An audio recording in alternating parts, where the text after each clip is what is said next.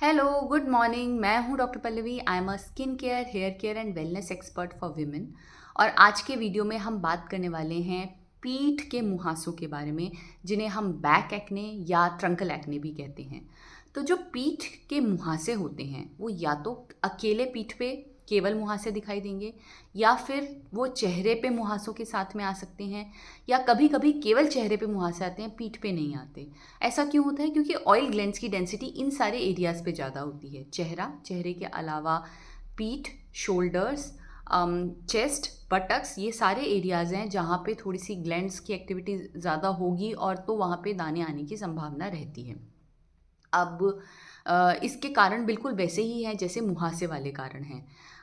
यानी कि जब शरीर में तेल बढ़ना ज़्यादा होता है और वहाँ की जो तेल की ग्रंथियों की कोशिकाएं ज़्यादा बनती है, डेड सेल्स बनती हैं, फिर वो मुंह को बंद करती है, तेल की ग्रंथियों के मुंह को बंद करती है, फिर उस पर बैक्टीरियल इन्फेक्शन होता है, फिर इन्फ्लेमेशन होता है। तो ये बहुत सारे प्रोसेसेस सेम वे जैसे जो चेहरे पे होते हैं बिल्कुल वैसे ही पीठ पे भी हो सकते हैं ना। इसको डायग्नोसिस करना इसलिए ज़रूरी है क्योंकि कभी कभी कुछ दूसरी कंडीशंस होती हैं जो बिल्कुल इसकी तरह से दिखती हैं, जैसे कि या तो फॉलिकुलाइटिस हो रहा है जो कि एक्ने जैसा हो सकता है, या फिर कभी कभी एक्नीफॉर्म इरप्शंस भी होते हैं जो जैसा कि नाम बताता है दिख होते एक्ने जैसे दिखते हैं, पर एक्चुअली में एक्ने नहीं होते। इनको डायग्नोस करने का तरीका अलग होता है, उसकी कुछ हिस्ट्री ली जाती है, कुछ अलग फॉर्म्स होते हैं। तो उससे हम ये पता करते हैं कि ये पिंपल्स हैं, एक्ने है, ट्रंकल एक्ने है, या कोई और चीज़ है।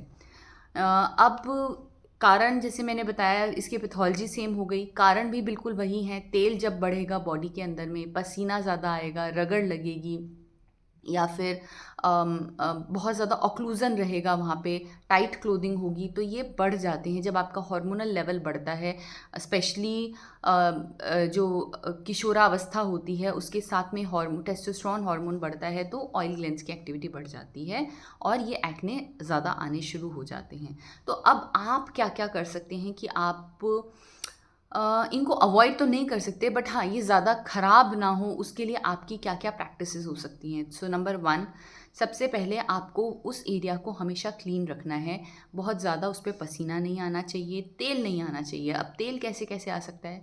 जब आप बालों में तेल लगाते हैं तो बालों के साथ ट्रिकल डाउन करके पीछे तेल आता है पसीने के साथ में, और उसके ऊपर लेयर बना के ग्लैंड्स को ऑक्लूड करता है। तो आपको सबसे इम्पॉर्टेंट चीज़, बालों में तेल नहीं लगाना है।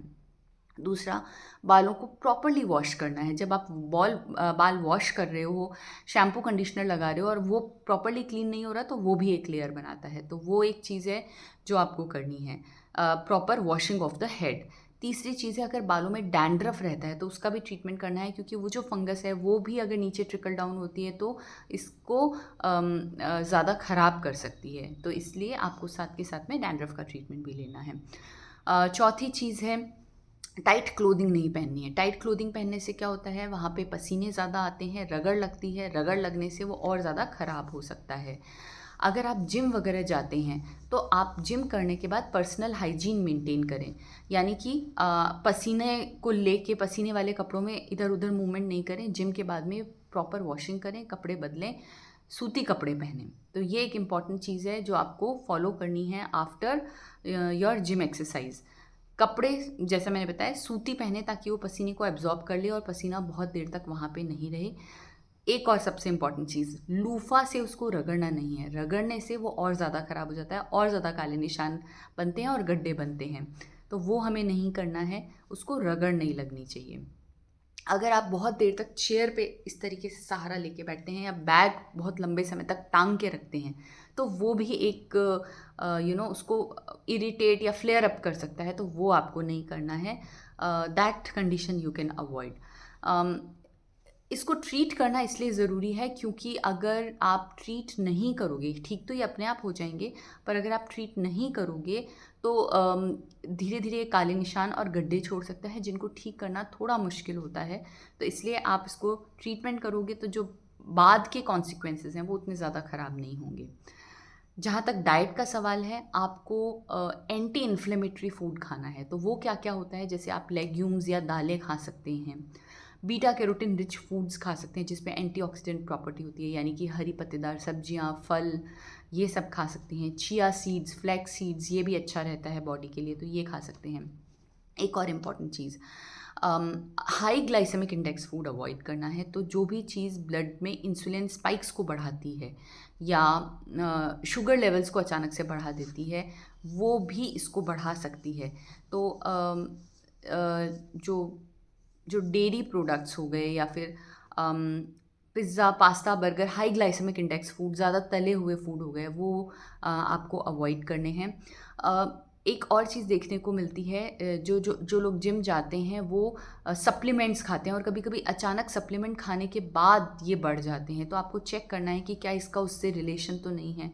अगर है, हालांकि इस पे स्टडीज़ करी गई हैं डेफिनेटली, और ऐसा पाया गया है कि जो वीगन प्रोटीन होता है वो बेहतर होता है अगर आपको बहुत ज़्यादा एक्ने पीठ पे आते हैं तो, इन दैट कंडीशन। इसका ये मतलब बिल्कुल नहीं है कि हर किसी को आएगा, ये वेरी कर सकता है, किसी को आ सकता है, किसी को नहीं आ सकता है। तो ये आपको चेक करना है कि अगर आपको सप्लीमेंट खाने से बढ़ रहे हैं तो then you can avoid it. Dairy product खाने से अगर बढ़ रहे हैं तो you can avoid it. That is how, because इन पे स्टडीज़ की गई हैं और देखा गया है कि ये कुछ कुछ इंटर रिलेटेड होते हैं। सो ये सारी चीज़ें हुई आपके रूटीन्स जो आप फॉलो कर सकते हैं। तो सम अप करने के लिए आपको कम से कम पसीना वहाँ पे रहे, कम से कम ऑयल वहाँ पे रहे, उसके लिए आप क्या क्या कर सकते हैं, that you need to do. रगड़ नहीं लगनी चाहिए, that you need to take care of. और फिर उसका प्रॉपर ट्रीटमेंट होना ज़रूरी है, क्योंकि ट्रीटमेंट नहीं होगा तो डेफिनेटली उससे उसके कॉन्सिक्वेंसेस जो होंगे उनको ठीक होने में टाइम लग जाएगा। So that is all for today. अगर आपको लगता है ये किसी और के लिए हेल्पफुल है तो kindly share with that person, और ऐसे और अपडेट्स लेने के लिए subscribe my channel. That's all, bye.